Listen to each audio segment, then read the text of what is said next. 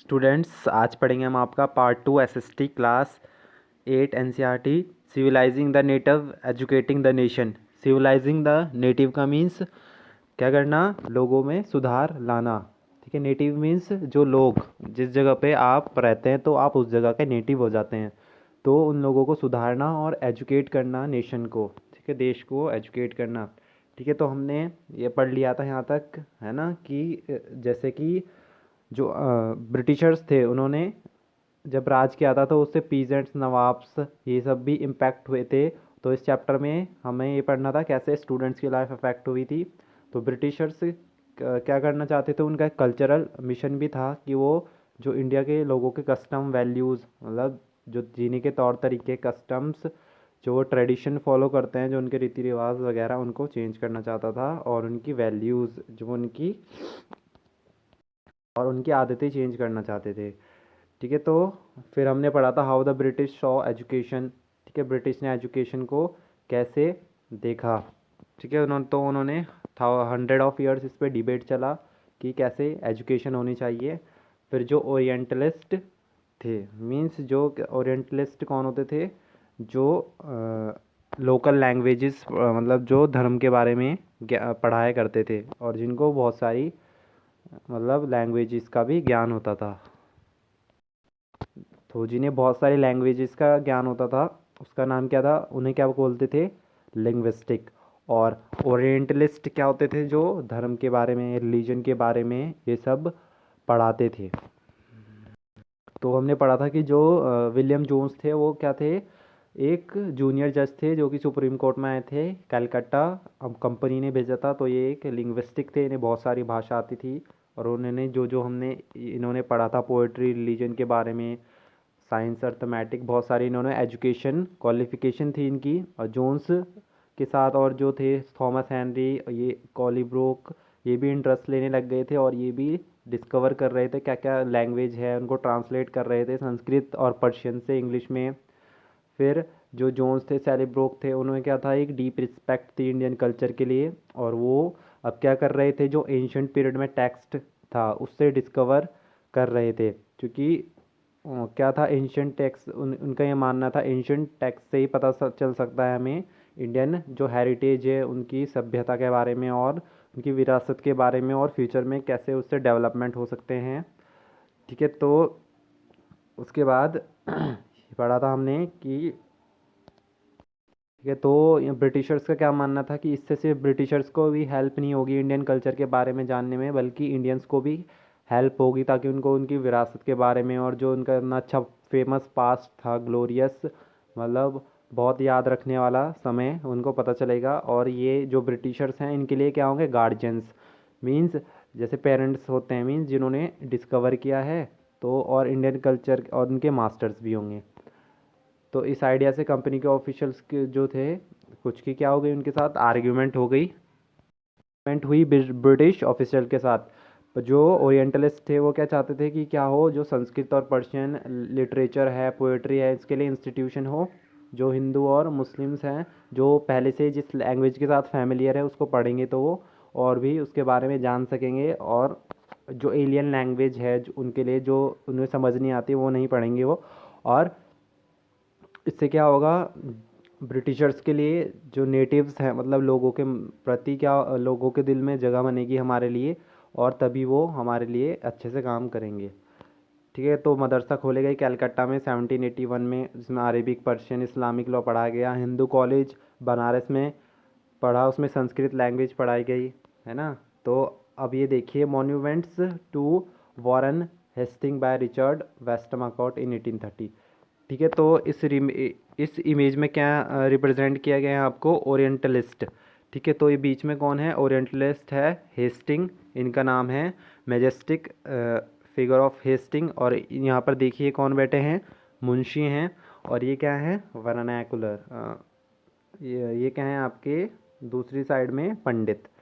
ठीक है, ये मुंशी और ये पंडित हैं।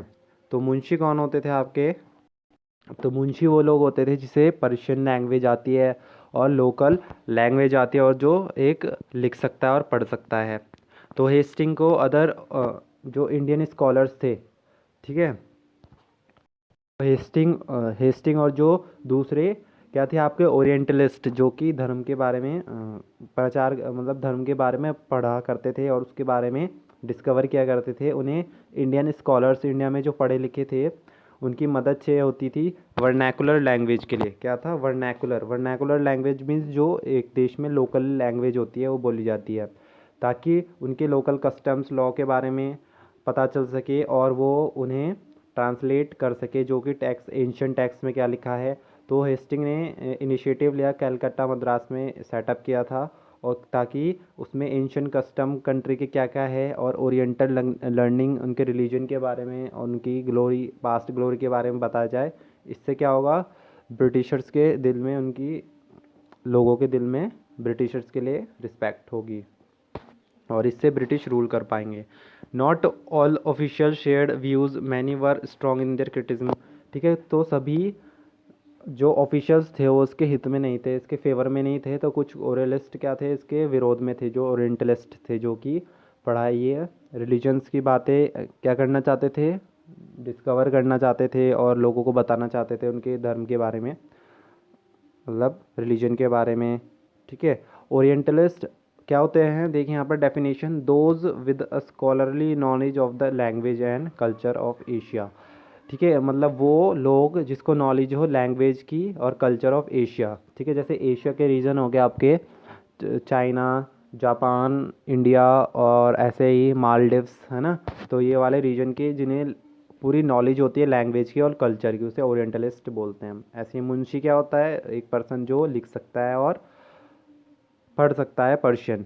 ठीक है, और वर्नैकुलर क्या होते थे आपके टर्म, एक टर्म थी जिससे कि लोकल लैंग्वेज को बताया गया है। मीन्स जिस भी देश में जो जिस कंट्री की लोकल लैंग्वेज होती थी उसे वर्नैकुलर कहा जाता है। इसके बाद देखिए ग्रेव्स एरर्स ऑफ ईस्ट, मतलब जो जो जो ब्रिटिशर्स थे उन्होंने क्या क्या एरर्स बताई कि ईस्ट में कौन कौन से कितने एरर्स है, गलतियां हैं। तो from the early 19th century, तो अर्ली 19th सेंचुरी में जो ब्रिटिश ऑफिशियल्स थे, तो वो क्या करने लग गए, जो ओरिएंटलिस्ट थे उनका क्रिटिसाइज, विरोध करने लग गए कि जो ये विजन ऑफ लर्निंग है, they said the knowledge of the east was full of errors and unscientific thoughts, कि जो इंग्लिश जो नॉलेज है ईस्ट कंट्री, ईस्ट में मतलब जैसे इंडिया वाला रीजन हो गया। ठीक है, तो ये यहाँ पर जो पढ़ाया जाता है, जो नॉलेज दी जाती है, शिक्षा दी जाती है, उसमें बहुत सारी गलतियाँ हैं और अनसाइंटिफिक है, मतलब कुछ सही तरीके से कुछ क्लियर नहीं है। Eastern literature was non serious, क्या है ये, नॉन सीरियस है और मतलब सीरियस पढ़ने वाली कोई बात नहीं है इसमें, और लाइट हार्टेड है। ठीक है, लाइट हार्टेड है इसमें। So they argued that it was wrong on the part of the British to spend so much effort. ठीक है, तो वो बोल रहे थे जेम्स जो थे यहाँ पर ब्रिटिश ऑफिशियल्स की, ये जो पैसे खर्च कर रहे हैं ये सही नहीं लगेगा, और जो इतने एफर्ट्स लगा रहे थे, प्रयास कर रहे हैं इस लैंग्वेज, जो Arabic language, Sanskrit language, literature का, इसका कुछ फ़ायदा नहीं है। अब देखिए जेम्स मिल, हमने पढ़ा था जेम्स मिल के बारे में चैप्टर 1 में। तो James mill was one of the those, ठीक है, जेम्स मिल भी उनमें से हैं जिन्होंने अटैक किया ओरिएंटलिस्ट पर। उन्होंने क्या डिक्लेयर किया, जो ब्रिटिश एफर्ट कर रही है, जो लोग हैं नेटिव्स, लोकली लोग ले रहे हैं, उनको जो क्या दे रहे हैं, एफर्ट्स दे रहे हैं भाषा सिखाने में, और what they respected in order to please them and win a place in their heart, कि ये जो तुम ये कर रहे हो ना ताकि तुम्हें उनकी रिस्पेक्ट मिल सके और या फिर तुम उनका ट्रस्ट जीत सको, ये सब क्या है, सब कुछ तुम गलत कर रहे हो। The aim of education ought to be teach what was useful, and उन्हें क्या सिखाने की ज़रूरत है, वो एजुकेशन देने की ज़रूरत है उन्हें जो कि उनके लिए काम आ सके, यूज़फुल और प्रैक्टिकली। प्रैक्टिकल मीन्स एजुकेशन से जो उसको प्रैक्टिस में लाए, मीन्स जैसे जॉब के लिए बोल सकते हैं, वो जॉब के लिए काम आ सके, ताकि इंडियंस क्या हो सके, फैमिलियर हो सके साइंटिफिक और टेक्निकल लैंग्वेजेस से जो कि वेस्ट ने बनाई हैं, rather than with the poetry and sacred literature of the Orient, कि मतलब जो ओरिएंटल मतलब जो लोगों को लिटरेचर है, पोएट्री है, लोगों का कल्चर है, वो ये सब बेकार है। ठीक है, चलो यहाँ तक तो सही है कि जो जेम्स मिल थे वो ये चाहते थे कि जो ब्रिटिश में जो भी डेवलपमेंट हो रहा साइंटिफिकली, जो अच्छे से डेवलपमेंट हुआ है उसके बारे में लोग जानें और आगे आगे कुछ डेवलप मतलब अच्छी जॉब पे जाएं। पर उनका ये भी मतलब ये तो बिल्कुल ही खिलाफ थे ना, मतलब ये तो गलती हो गया कि मतलब बिल्कुल ही खिलाफ है, पोएट्री जो उनका कल्चर है लोगों का बिल्कुल ही मना कर रहे हैं उसके लिए। तो 1830s में क्या हो गया, जो ओरिएंटलिस्ट थे उन पर ज़्यादा प्रेशर बनाया जाने लग गया, उन पर अटैक क्या ज़्यादा शार्पर हो गए। One of the most outspoken, ठीक है, जो एक एक क्या थे, आउटस्पोकन मीन्स वो कुछ कुछ बोल दिया करते थे इंडियन कल्चर के बारे में, मतलब बहुत बुराइयां करते थे, विरोध, मतलब बहुत इस टॉपिक पे वो क्या करते थे, क्रिटिस मतलब अपोज करते थे। जो थॉमस बैगिंटन थे, मकौले, थॉमस बैगिंटन मकौले, ठीक है, तो ये भी 1830 में आए थे, थॉमस मैकन्टेन Macaulay. He saw India, India को उन्होंने क्या देखा कि अनसिविलाइज्ड कंट्री, मतलब उन्हें कुछ नहीं आता है, मतलब कुछ तौर तरीके नहीं है रहने के, और इस इनको क्या सिखाने की ज़रूरत है, सिविलाइज मतलब सुधारने की ज़रूरत है। नो मतलब यहाँ पर कोई ब्रांच ही नहीं है ईस्टर्न नॉलेज की। और उनके अकॉर्डिंग क्या था कि जो इसका कंपेयर इंडिया और इंग्लैंड का कंपैरिजन नहीं किया जा सकता। तो हु कुड डिनाई, तो इनको कौन मना कर सकता था मकौले को, that a single shelf of a good. देखिए जो मकाले है, मकौले ने क्या कहा कि जो एक सिंगल शेल्फ है यूरोपियन लाइब्रेरी की, एक सिंगल शेल्फ है ना, लाइब्रेरी में शेल्फ होती है ना, आपने देखी है कि जो उसमें एक शेल्फ है और जो पूरा लिटरेचर है इंडिया का और अरेबिया का, ठीक है, अगर इसको मिला दिया जाए तो जो सिंगल शेल्फ है, सिंगल शेल्फ है यूरोपियन लाइब्रेरी की, वो उससे बेटर होगी, मतलब इम्पोर्टेंट होगी। तो उन्होंने ये कहा है, ही अर्ज दैट द ब्रिटिश गवर्नमेंट, कि उन्होंने ये कहा कि जो ब्रिटिश गवर्नमेंट अपना पैसा वेस्ट कर रही है पब्लिक पर ओरिएंटल लर्निंग के लिए, मतलब रिलीजन कल्चर पढ़ाने के लिए, तो ये किसी भी प्रैक्टिकली यूज़ की नहीं है। विद ग्रेट, तो उन्होंने बहुत एनर्जी और पैशन से कहा मकौले ने कि वहाँ पर इंग्लिश लैंग्वेज को पढ़ाने की बहुत ज़रूरत है। इन्होंने क्या बोला कि जो इंग्लिश लैंग्वेज है इंडियंस को पढ़ने में मदद करेगी, जो कि फाइनेस्ट सबसे अच्छे मतलब अच्छे अच्छे लिटरेचर जो कि वर्ल्ड ने प्रोड्यूस किया है, और जो उन्होंने वर्ल्ड ने डेवलपमेंट किया है western western science and philosophy में, ठीक है, जो वहाँ पर, ठीक है। तो क्या होगा कि इससे क्या होगा, अगर उनको इंग्लिश सिखाई जाएगी तो जो डेवलपमेंट हुआ है वेस्टर्न साइंस और फिलोसफी में उसके बारे में जान पाएंगे। और इंग्लिश की जब उन्हें नॉलेज हो जाएगी, इससे क्या होगा, लोग सिविलाइज हो जाएंगे, सुधर जाएंगे, अच्छे से रहने लगेंगे, और उनका चेंज हो जाएगा, मीन्स खाने का तरीका और वैल्यूज़, मीन्स जो जो वो तौर तरीके और कल्चर उनका रहने का चेंज हो जाएगा, और आदतें भी उनकी चेंज हो जाएंगी। तो ये क्या चाहते थे कि इससे क्या हो कि जैसे कि अब ये चेंज हो जाएंगे, इंडियन अगर ब्रिटिश कल्चर यूज़ करने लग जाएंगे, उनकी लैंग्वेज ट्रेडिशन और ये सब टेस्ट चेंज हो जाएगा, तो जो इंडियंस है वो कहाँ से सामान खरीदेंगे, सब कुछ ब्रिटेन से इंपोर्ट होगा सामान, और इससे जो ब्रिटिशर्स ब्रिटेन में कंपनीज़ हैं उनका फ़ायदा हो। तो ये भी ये चाहते थे ऐसे करके। तो मैकोले के मिनट्स, मतलब जब मैकोले थे उस टाइम क्या हुआ, English education act of 1835 was introduce, ठीक है, 1835 इंग्लिश एक्ट एक इंट्रोड्यूस हुआ।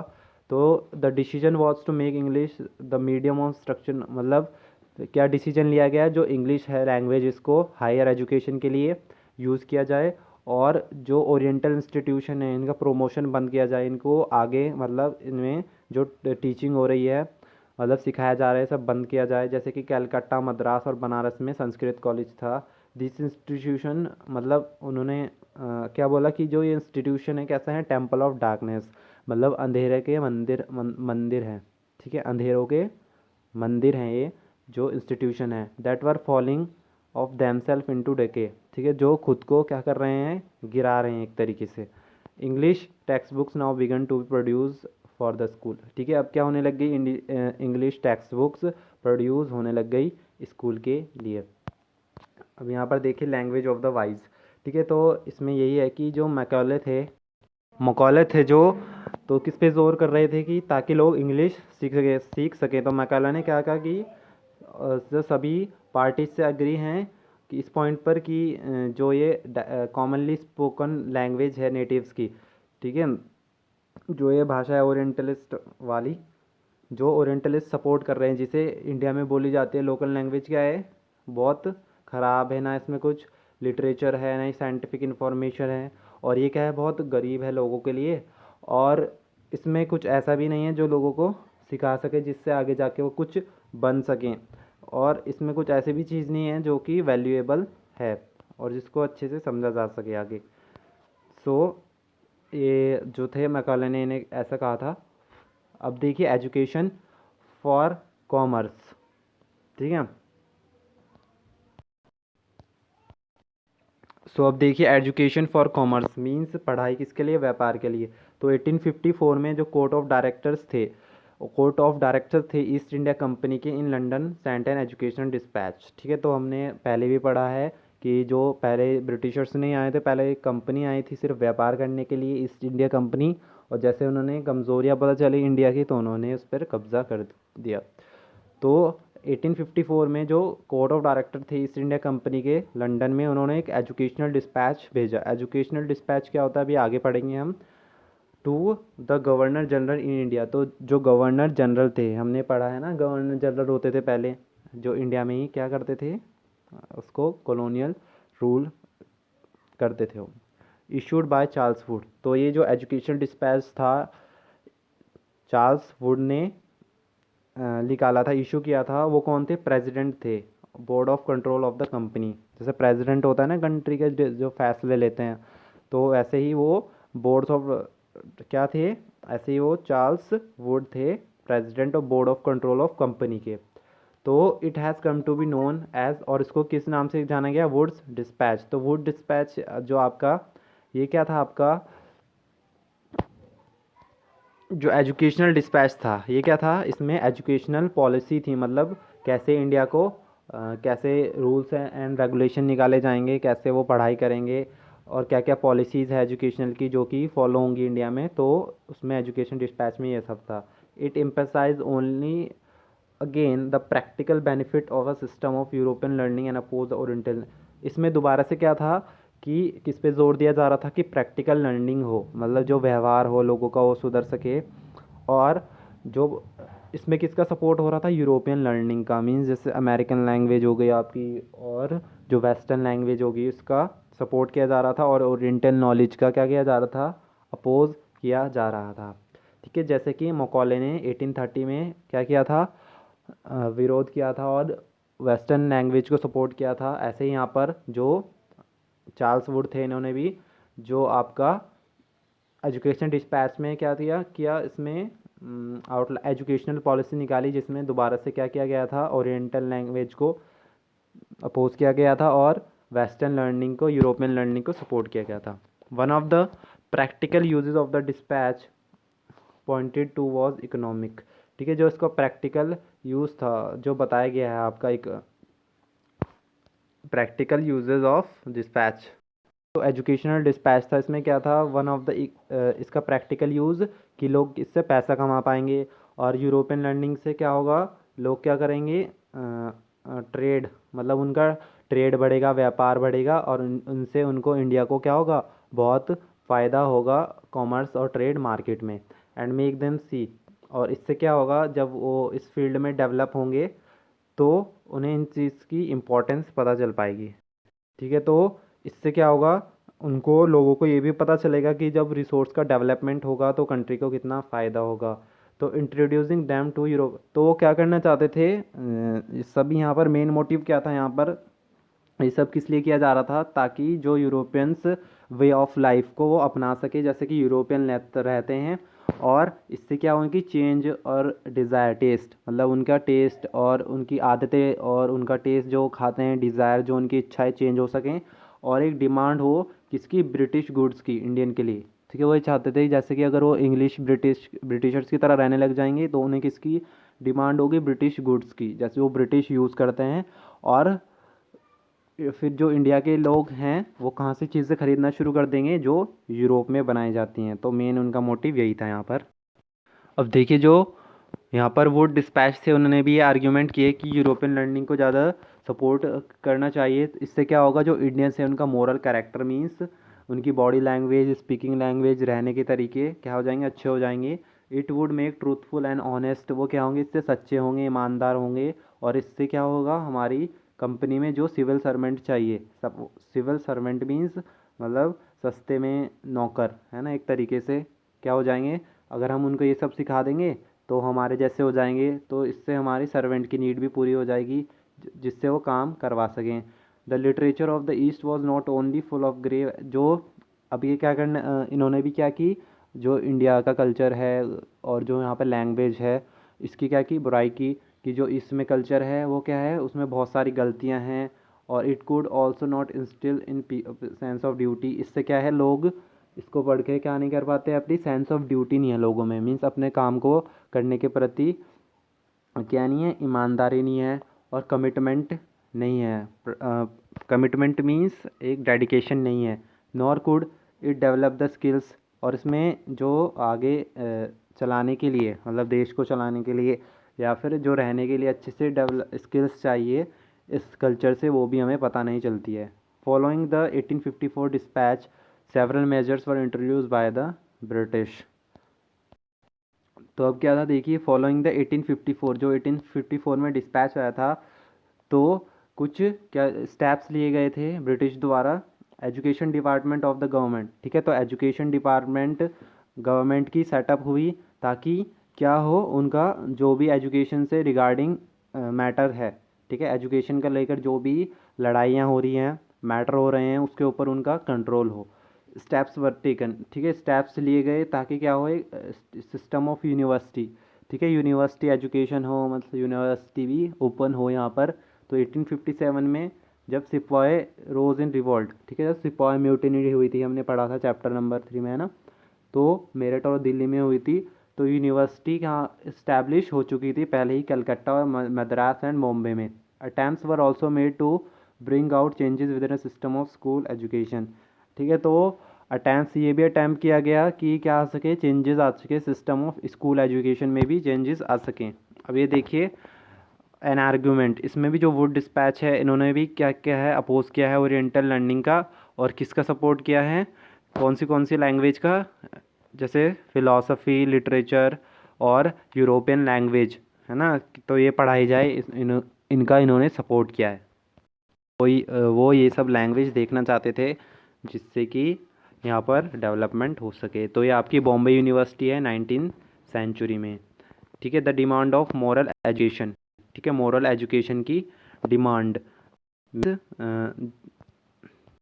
Moral values means good behaviour की, ठीक है। आर्गूमेंट्स फॉर प्रैक्टिकल एजुकेशन, ठीक है, तो प्रैक्टिकल एजुकेशन के लिए, जैसे व्यवहार के लिए एजुकेशन को क्या किया गया, क्रिटिकली क्रिटिसाइज़ किया गया, मीन्स जो मिशनरी क्रिश्चियन मिशनरीज थे वो भी अब उन्होंने भी क्या किया, इसके बारे में बोलने लग गए अब वो, ठीक है, इसके बारे में आवाज़ उठाने लग गए।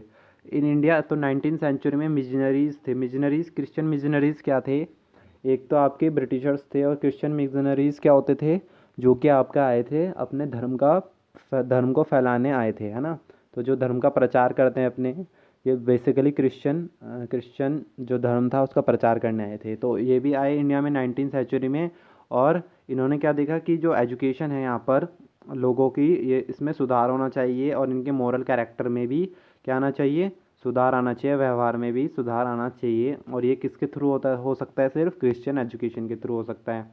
तो 1813 तक क्या था, जो ईस्ट इंडिया कंपनी थी, इन्होंने विरोध किया मिशनरीज एक्टिविटीज़ का, मीन्स जो ये धर्म फैलाते थे इसका अपोज किया।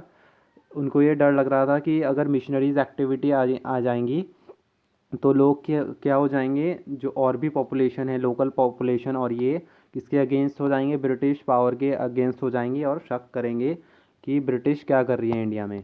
अनेबल टू स्टैब्लिश, ठीक है, और ये अपना इंस्टीट्यूशन भी नहीं सेटअप कर पाए ब्रिटिश कंट्रोल के अंडर, ब्रिटिश टेरिटरीज़ में। द मिशनरीज सेटअप, ठीक है, तो उन्होंने कहाँ पर सेटअप किया, एट दो मिशन, तो उन्होंने एक मिशन सेटअप किया श्रीरामपुर में, जो किसके कंट्रोल था area, Danish east India company के अंडर में था एरिया। तो प्रिंटिंग प्रेस वॉज, ठीक है, प्रिंटिंग प्रेस भी सेटअप हुई थी 1800 में, और कॉलेज इस्टेब्लिश हुआ था 1818 में। तो ये हैं आपके विलियम कैरी, ये थे स्कॉटिश मिशनरीज थे, ठीक है, हु हेल्प इस्टेब्लिश द, इन्होंने सेरमपुर मिशन में हेल्प की थी, ठीक है। मिशनरीज ये भी थे उसमें जो धर्म का प्रचार करा रहे थे, ठीक है। तो 19 सेंचुरी में मिशनरी स्कूल लगभग पूरे इंडिया में हो चुके थे सेटअप 1857 में, पर जो ब्रिटिश गवर्नमेंट थी in India was reluctant to directly, पर इन्होंने ब्रिटिश सरकार ने इनको मना कर दिया 1857 में बिल्कुल सपोर्ट करने के लिए। देयर वॉज अ फीलिंग, ठीक है, वहाँ पर क्या एक स्ट्रॉन्ग फीलिंग थी कि क्या अगर लोकल कस्टम और बिलीव्स में चेंजेस कराया जाएगा तो हो सकता है कि ये हमारे अगेंस्ट क्या हो जाए, चेंज हो जाए, नेटिव का ओपिनियन चेंज हो जाए। अब ये देखिए सेरामपुर कॉलेज है, ये कहाँ पर है, on the reverse of Hooghly near Calcutta के पास। तो अब जो लोकल स्कूल्स थे उनके साथ क्या हुआ, ठीक है, तो क्या आपको अंदाज़ा है कि जब ब्रिटिशर्स नहीं आए थे, मतलब आने वाले थे, उससे पहले जो बच्चे थे लोग कैसे पढ़ा करते थे। How you ever wondered whether they want to school, क्या आपने सोचा है कि उन्हें भी स्कूल की ज़रूरत थी। ठीक है, तो यहाँ पर क्या आपको सोचते हैं कि पहले कैसे पढ़ाई होती थी, क्या वो स्कूल जाते थे, और अगर वहाँ पर स्कूल थे तो क्या हुआ उनके साथ ब्रिटिशर के रूल में। तो यहाँ पर देखिए the report of William Adam में रिपोर्ट की, वो क्या थे 1830 में विलियम एडम थे, स्कॉटिश मिशनरी थे, उन्होंने डिस्ट्रिक्ट जो बंगाल डिस्ट्रिक्ट था, ज़िले थे और बिहार के ज़िले थे, उन्होंने वहाँ पर क्या की टूर किया। तो he had been asked by the company, तो कंपनी ने उन्हें भेजा वहाँ पर, और क्या क्या कि रिपोर्ट करो कि एजुकेशन कैसी चल रही है वर्नैकुलर स्कूल में, मीन्स जो लोकल स्कूल है जहाँ पर लोकल स्टडीज़ और लैंग्वेज पढ़ाई जाती है। ठीक है, तो जो उनकी रिपोर्ट थी बहुत इंटरेस्टिंग थी। एडम ने क्या फाउंड किया कि वहाँ पर 1 लाख से भी ज़्यादा पाठशाला है बंगाल और बिहार में, और ये स्मॉल इंस्टीट्यूशन है, और हर एक पाठशाला में 20 बच्चे हैं, पर जो टोटल नंबर है चिल्ड्रन का जिन्हें पाठशाला में पढ़ाया जाता है वो कितने हैं, 20 लाख। ठीक है, और ये किसने सेटअप किए हैं, किसने बनाए हैं इंस्टीट्यूशन, जो लोग बहुत गरीब हैं लोकल कम्युनिटी के, या फिर कभी कभी जो गुरु होते थे टीचर वो भी स्कूल पढ़ाया करते थे। ठीक है, जो सिस्टम था बहुत फ्लेक्सिबल था, मीन्स कोई एक फिक्स मेथड नहीं से पढ़ाया नहीं जाता था। Few things that you associate with the school, ठीक है, जो कि आज के स्कूल्स हैं उससे वो बिल्कुल पाठशाला अलग थी उस टाइम में। देयर वॉज नो कोई फिक्स्ड फीस नहीं थी, वहाँ पर प्रिंटेड बुक्स नहीं हुआ करती थी, स्कूल की अलग अलग बिल्डिंग नहीं होती थी, बेंचेस चेयर्स और ब्लैक बोर्ड ये भी नहीं होता था, अलग अलग क्लासेस नहीं होती थी, रोल नंबर नहीं होता था, रजिस्टर नहीं होते थे, एनुअल एग्ज़ाम फाइनल एग्ज़ाम भी नहीं होते थे, और कोई टाइम टेबल भी नहीं था। इन सम प्लेसेस क्लासर, ठीक है, तो ज़्यादातर क्लासेस कहाँ पर होती थी, बनियन ट्री पेड़ के नीचे होता है ना, बरगद का पेड़, उसके नीचे, या फिर कुछ कॉर्नर कोई कुछ कोनों में, जो विलेजेस के वहाँ पर कोनों में, या फिर शॉप्स, ठीक है, दुकान, या फिर टेंपल में, मंदिर में, या फिर गुरु के घर में। जो फ़ी थी वो पेरेंट्स के कितने इनकम है, कितने उनकी पैसे आते हैं उनके ऊपर डिपेंड थी। जो अमीर लोग थे वो ज़्यादा पैसे लेते थे, और जो गरीब लोग थे वो कम उससे पैसे लिए जाते थे। टीचिंग जो है ओरली की जाती थी, मुँह से ही वो बोलकर पढ़ाया करते थे, तो मुँह से ही पढ़ाया करते थे, और जो उन्हें पढ़ाना है वो अपने अकॉर्डिंग पढ़ाते थे, और जो नीड्स हैं स्टूडेंट्स की उसके अकॉर्डिंग पढ़ाया करते थे। स्टूडेंट्स है उनको अलग अलग नहीं बिठाया जाता था, वो एक ही क्लास में बैठा करते थे एक साथ, और गुरु उनसे अलग अलग जो है बात मतलब अलग अलग उनको पढ़ाया करते थे, उनके जो लेवल ऑफ लर्निंग का है, मतलब अगर वो छोटे हैं तो छोटे के अकॉर्डिंग जो उन्हें पढ़ाना चाहिए, और बड़े हैं उनके बड़ों के हिसाब से, मतलब लेवल के हिसाब से पढ़ाया करते थे। तो एडम्स जे उन्होंने ये डिस्कवर किया फ्लेक्सिबल सिस्टम है ये, और जो लोकली चिल्ड्रन रहते हैं उनके लिए सही तरीका है, मतलब सही ये सूट करता है। क्योंकि क्या होता था, जब गर्मियों का टाइम होता था तो हार्वेस्ट के लिए जाना पड़ता था, कटाई के लिए जैसे जाते हैं, तो उनके साथ बच्चे भी जाया करते थे अपने माता पिता के साथ, तो उन्हें फील्ड्स में काम करना पड़ता था। तो पाठशाला कब शुरू होती थी दोबारा, जब जो क्रॉप्स है वो कट जाया करते थे और उन्हें दोबारा से रख दिया जाता था स्टोर करके।